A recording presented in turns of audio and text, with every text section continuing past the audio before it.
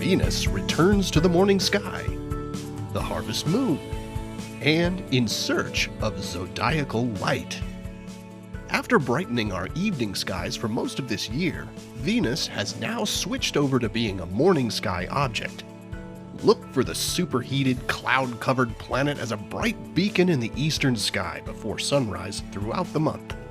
It'll appear fairly high in the sky from the Northern Hemisphere, reaching 30 to 40 degrees above the horizon by month's end, depending on your latitude. Meanwhile, Saturn and Jupiter continue this month as easy-to-observe planets.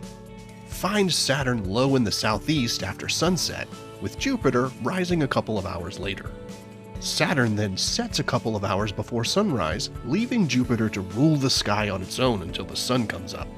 You'll find Jupiter together with the moon high in the southwest before dawn on September 4th. The full moon on September 29th will be the fourth and final supermoon of the year. As we mentioned in last month's video, supermoons are full moons that occur when the moon is near the closest point in its orbit around Earth. This month's full moon is also known as the harvest moon, being the closest full moon to the September equinox.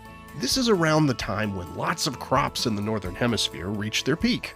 The harvest moon provides a few days of bright moonlight right after sunset, which traditionally helped farmers have a bit more time to bring in their crops in advance of the first frost.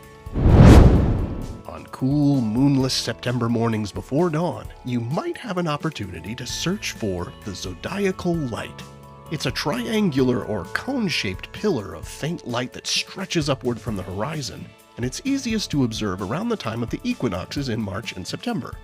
The zodiacal light is sunlight reflecting off of an interplanetary dust cloud.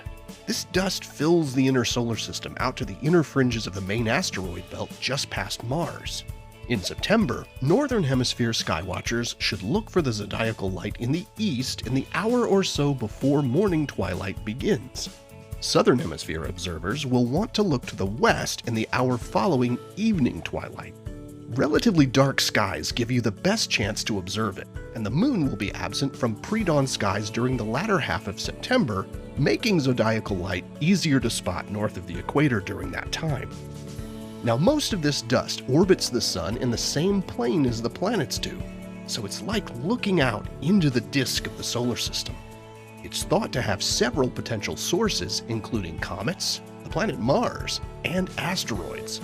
And speaking of asteroids, we'll soon have opportunities to study one here on Earth when NASA's OSIRIS-REx mission delivers its samples from asteroid Bennu this month.